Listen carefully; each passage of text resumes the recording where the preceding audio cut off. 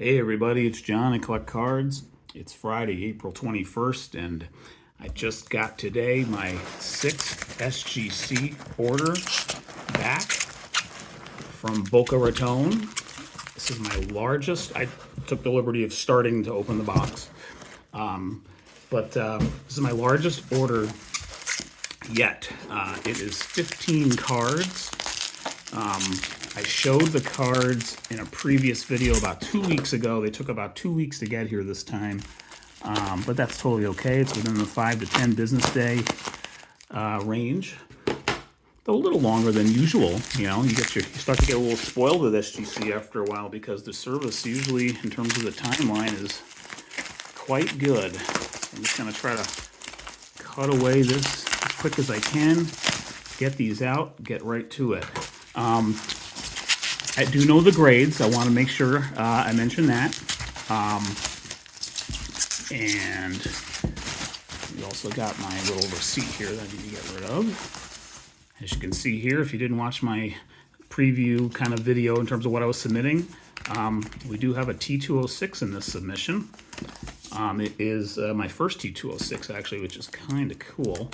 But what I'm going to do on this one, because I kind of got I usually put them in chronological order, and I usually go from newest to oldest when I reveal, but I kind of entered them in the order backwards that I usually do. So basically the oldest is on top right now and the most recent's on the bottom. So what I'm going to try to do here is kind of just go one at a time and go right to it. The cards are hanging out here, 15 all on top of each other, it looks like.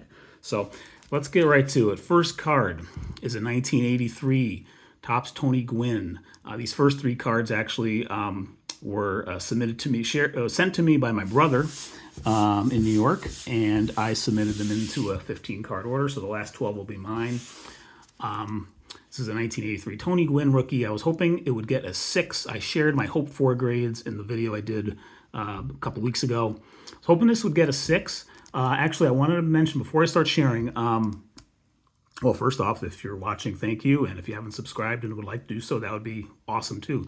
But this submission has a little bit of everything. I do know the grades again. I wanted to mention that because I do look them up when I get the word from SGC that they're ready. So the blind reveals are not my cup of tea. But I just wanted to say this review will have a little bit of everything. It's got some thrill of victory and even a little bit of agony and defeat in there. So with that in mind, here we go. Tony Gwynn, 1983, hoping for a 6, came back in 8. Look at that. So a very nice start there to the order. I was pleasantly surprised about this, quite so, because it's got tilt to it. It's going like left, down, right. But the corners overall were pretty good. Back was nice. So a real nice start there with an 8. Happy about that one. Next up, again, this is going to be a little different because they're all on the bottom. In terms of the order I want to go in, we've got a 1982 Topps traded Cal Ripken. So his first solo Topps card. More valuable than his Future Stars 82 Topps by quite a bit, actually. I was hoping for a 7 on this one. It's in pretty nice shape overall. It came back in 8. This was also a pleasant surprise, and this is a nice result in terms of value if you just look up comps. So really nice first 2 cards here from my brother. Very happy about these returns. And then the last card he shared with me to send in was this 1972 Topps Willie Mays, his final Giants card. It's a real nice one. I was hoping for a 7 on it. Thought it had a good chance on it. Let's see what they did for us. It came back a 6. I looked at my video that I did for the preview here, and I said, like, it's got to be at least a 6, even though I was really hoping for a 7, and it got the 6. So, slight disappointment, but, you know, I guess you can't complain in the end. I think the top maybe had something to do with it. It's a little jagged on top, as you can sort of see, a little bumpy there. I wonder if that had something to do with it. It's a smidge off center left, and it might have a smidge of tilt in this direction. Like the white border here is a little thicker here than it is up top for example. So I wonder if the combination of those things maybe had something to do with it, but it's a really nice card and it's a good 6. So overall, very happy with those 3 cards, my brother.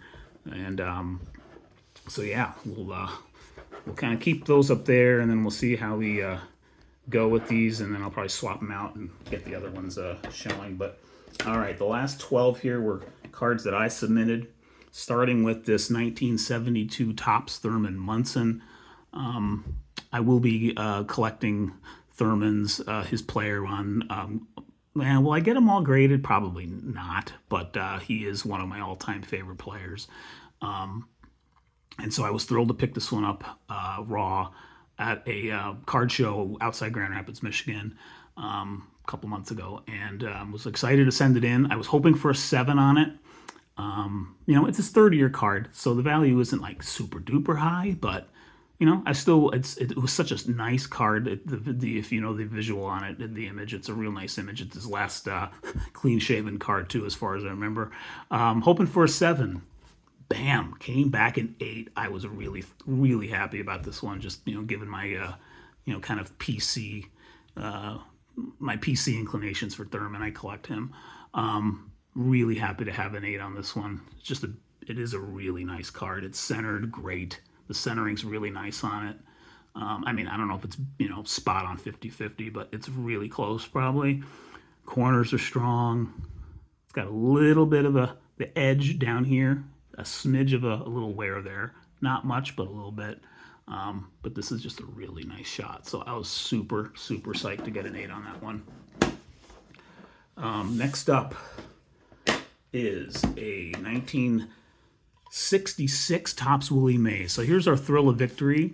And, I was hoping for a 3 on this one. You can tell it's dirty, well-rounded, and way off center left. Still, I couldn't find any creases on this, so I was hoping it could get a 3. And I got a 2 on it. So, I was a little disappointed about this one, but, you can't complain. And I know the way I got this card, I essentially traded for this card. I mentioned in a previous video how I got this card and my 71 Munson, actually, I got at a show where I actually sold several 2022 Bowman parallels at one table, and then came back and eventually got, not this one, but by my 71 Munson, which is only a 4. And I got this one and now in a 2. But I essentially traded for those with the funds I got from those parallels. And, I'm not a super Bowman guy. I enjoy it a little bit, but I enjoy getting nice vintage cards more. So, even in a 2, I'm okay with it. Would have loved a 3. But it is what it is. Moving on, we've got a 1964 Topps Warren Spahn. His last Braves card. This was one of among the first batch of vintage cards I bought way back when, 30 plus years ago. I was probably anywhere from 18 to 20, 21 years old max. No, not even 21. I stopped really being in the hobby in 92, I think. So I was 18 or 19, 17 maybe. Among the first, say, 6 to 10 vintage cards I bought at card shows, going with my brother and my dad. So it's just, it's not a highly valuable card by any means, really. But, if it came back a 6, like I was kind of hoping, $40 to $50 card, let's see what they did for me. Are you kidding me? I couldn't believe this. I just think that is just, it's not silly on SGC's part. Maybe it's silly on my part because maybe I should have seen something obvious, but, my nostalgic nature wanted to get this one in a slab because, it again it reminds me of my first vintage buying days many years ago now, and now it's in an authentic prison, which I hate, but it's just like, why would it makes me? It's like I'm laughing at it more than being disappointed about it because again, it's not a highly valuable card. It's a $40 to $50 card if it's a 6 or a 7. And there was no way it was going to get a 7 by any means. I was hoping for maybe an outside chance at a 6, but it had a little bit of an edge issue down there that maybe, I was thinking maybe a 5 was going to be more likely on this one. But it got the big authentic evidence of trimming. So Why would someone trim that card is the big question. It's not a valuable, super duper valuable card. So it's like, what was going on 30 years ago with some guy just, had the paper cutter going full blast and just went ahead and took care of that one too, or however they do it. I have no idea what tools they might use for something like that, but it's borderline evil. So anyway, moving on. Still a little disappointed by that. I'm thinking about springing them from this and just holding on to it, but I probably won't. Next up, we've got a Tony Oliva rookie card from 1963.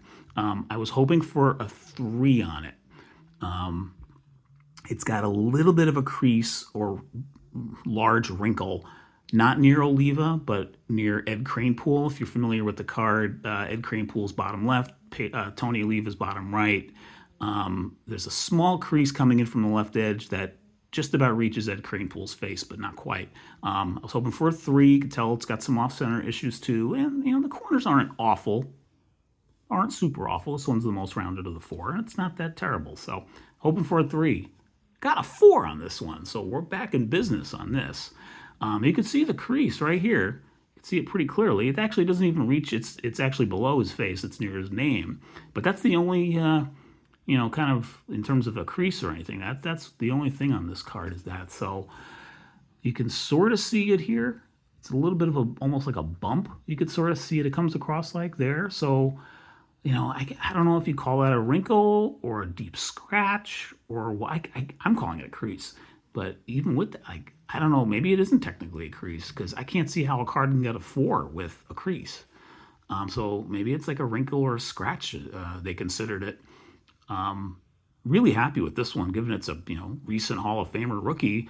I got this in a bundle of cards that I bought when I got back into the hobby. I remember I paid $75 for I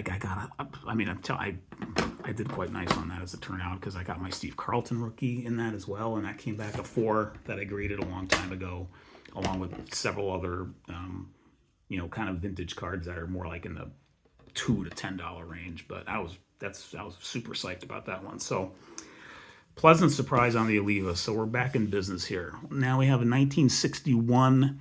And that means we're just about halfway through here. We're rounding the turn here, so to speak, with this card out of 15. 1961, Willie Mays, first of 2 1961 cards. I was hoping for a... what was I hoping for on this one? A 2. No, I can't even remember what I was hoping for on this one because it's not in very good shape. I was hoping for, I think, a 2 or 2.5 maybe. It's got 2 creases in it. It's got, a crease and a wrinkle, maybe you could say. The crease is down here. Not sure if it comes out very well. It's hard to, you can sort of pick it up. You can sort of see it a little bit there. And it goes kind of down a decent ways. Yeah, you can sort of see it right over here a little bit. And then there's also one on Willie's, it's on his face a little bit, near his eye, which I'll try to flip. So in that sense, I didn't think it had a chance for anything better than a 2, maybe a 2.5, because you'll see it's way off center. And there's a nasty print line. But look at this, I got a 3 on it. So this was a big surprise in the positive direction. I mean, there's that print line whoosh, right through his forehead. And the other crease/wrinkle, if I can get it to come in, it's sort of right here. Sort of right there. Not sure what's coming through, but, the corners aren't awful, I guess, for it's... Pretty, you got a fold there. That one's not terrible. Just in terms of the integrity of the corners, I guess you could say they're not bad. If they were more rounded, it definitely would have gotten a 2, I would think then. But pleasant surprise on this one. So, you know what? We'll start to move these aside. Make room for the next batch of cards here. Do my best to not scratch the tops. Warren Spahn, if that got scratched, I wouldn't mind it too much. Nothing against Warren Spahn. I'm actually super sad that he came back that way. It makes me want to buy like a nice card of him now to make up for it at some point.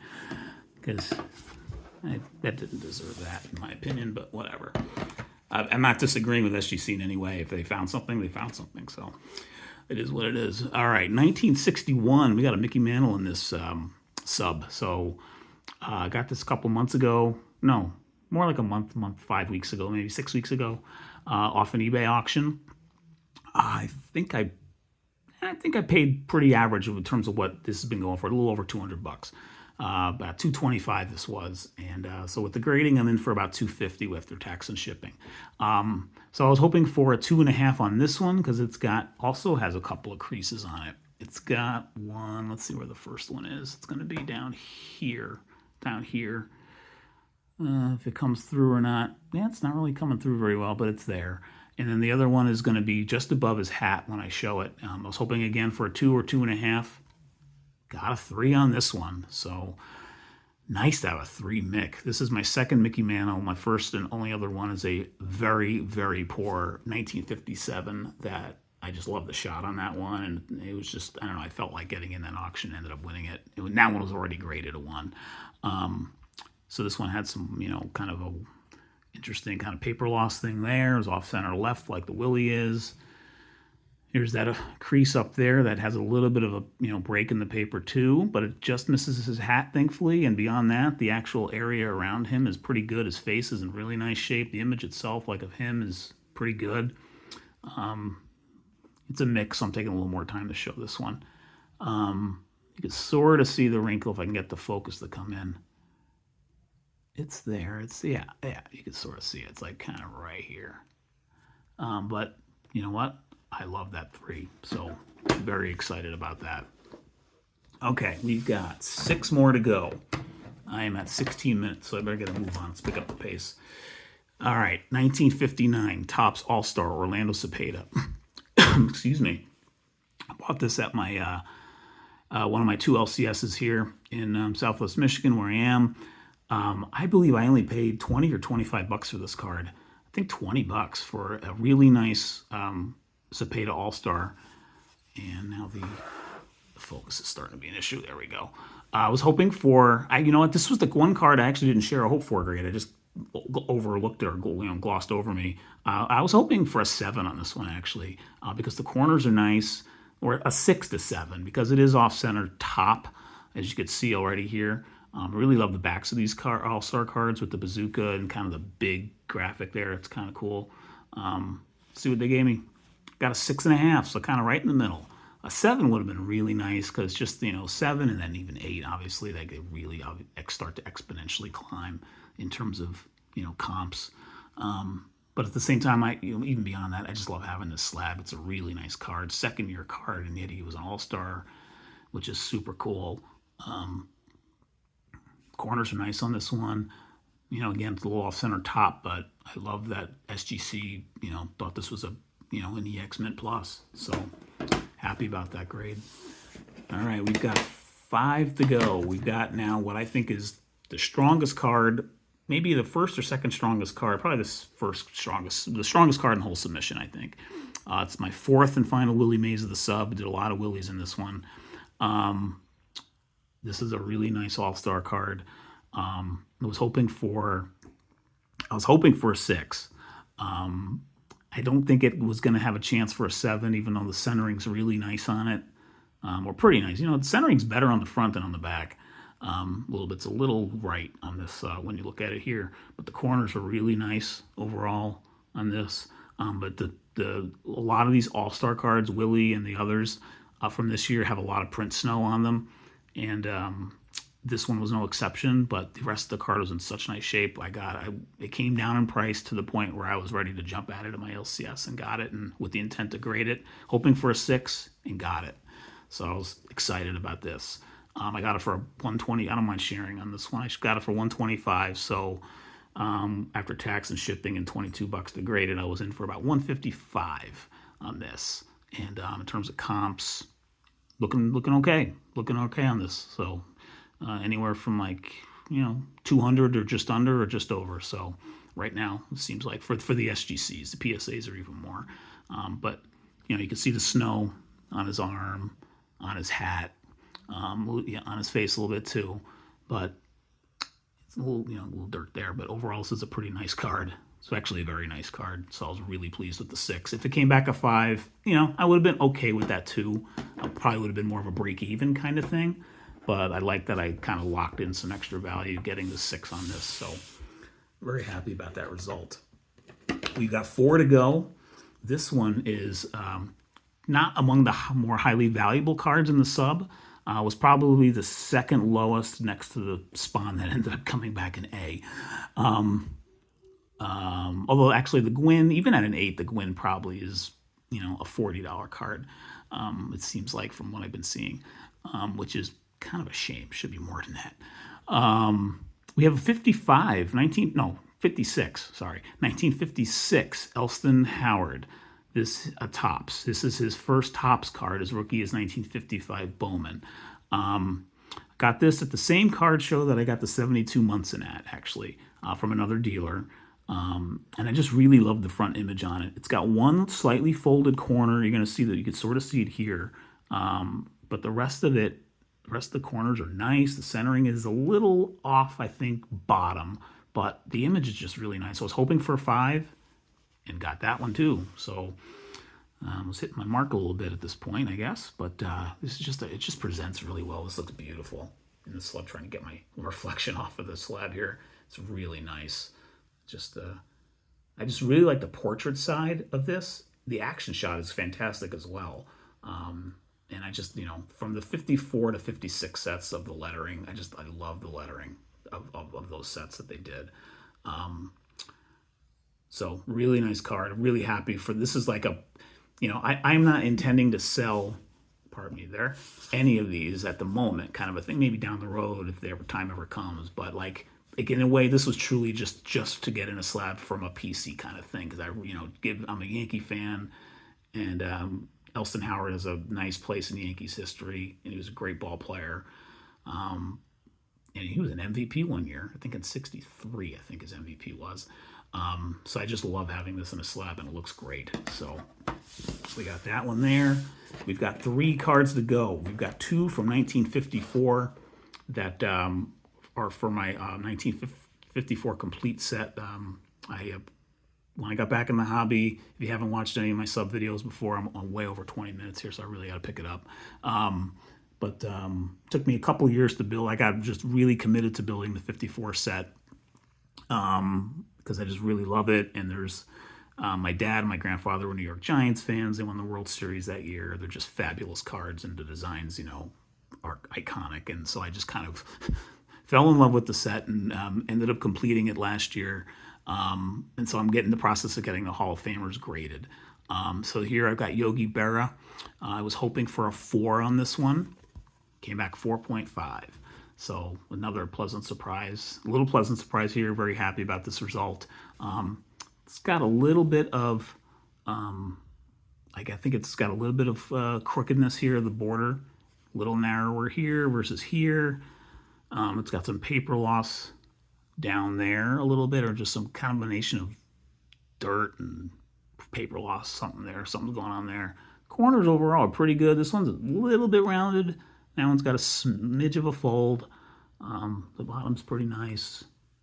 Back's, the offsetterness, definitely, the tilt definitely shows on the back, as you can see, going kind of in that direction. But overall, a very nice 4.5.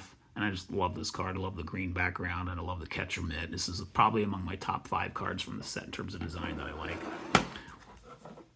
So I've got my Yogi back at a 4.5. We've got 2 cards to go. We've got my other 1954 sub, Gil Hodges. If you're staying with me here, I really appreciate it, by the way. And, and I hope you've been fast-forwarding along. For me, this is actually a little faster than usual, but just because of the 15 cards, I guess it just does add up. Gil Hodges. I got this card this is one of the first bigger cards I got from the set. I probably got this I may have still gotten this in 2020, like maybe late 2020 or very early 21, January 21 maybe. So he was not in the Hall of Fame yet. And, obviously the value's gone up since I got it. I thought I overpaid a little bit for it. I paid $90 for this. And this is, again, the time I mentioned, hoping for a 6 on it, and got it. So super happy about that one. I could have seen if it would have came back a 5. I didn't think it had a chance really for anything higher than a 6. I think that would have been a stretch. But because it's got a little dirt on this corner there, but the corner is there. It's in pretty nice shape, actually. The corners overall are really good. It's centered really well. The centering is nice on this card. Maybe a smidge up, a smidge. But it's also got a little bit of yellow color loss there. So those are the main issues I were a little concerned about for this when I sent it in. But now that it came back a 6, it kind of affirmed the value there. So this was a nice result too. Since he's gone on the haul, since he's gotten in the haul, his cards have obviously increased in value. So it's just, again, another beautiful 1954 card in the slab, but just a classic shot of him. So nice. And I'm a Giants fan, and I'm sorry, I would have been a New York Giants fan if they ever stayed. But just a nice card. So one last card, and I mentioned at the very beginning of the video, the T206. First T206 I have, it could very well be my only one. It is a Sovereign back, which is like in the second level of like the most, for people who know T206s, you obviously know the Piedmont and Sweet Caporal. They're about 70 to 75% of the T206s, maybe closer to 70 maybe. Sovereign is kind of in the next batch with like Polar Bear, and I can't remember what else, but Sovereign is about 8 to 10% maybe of the cards out there are Sovereign back, so a pretty small amount, but then they get even much more rare than that. There's 16 or 17 backs in all, and they get increasingly rare and increasingly valuable. But I really liked finding the card that I did. So the player's name is Pat Moran.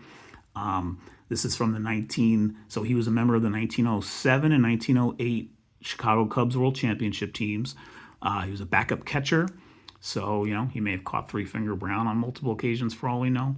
But even beyond that, he ended up becoming a manager, a very successful manager, a very, unfortunately, his time managing was short-lived because he passed away at a very young age at like 47 years old, I believe, while he was still manager of the Cincinnati Reds. But he is the first manager to take 2 different teams to the World Series, which is pretty awesome. Philadelphia Phillies in 1915, and then the Cincinnati Reds in 1919 that beat the Black Sox in that World Series.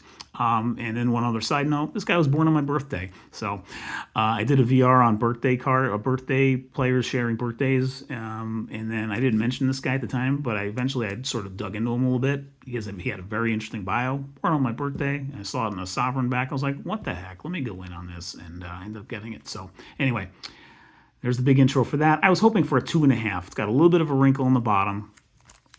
I got a 2 on it. But you know what? I'm still thrilled to have this card. It's a really nice card. Do I love T206s? No, I don't think so. I just think they're cool. I love the 1954 top set, for example. And I really like this particular shot. Like that kind of vintage is, in my wheelhouse.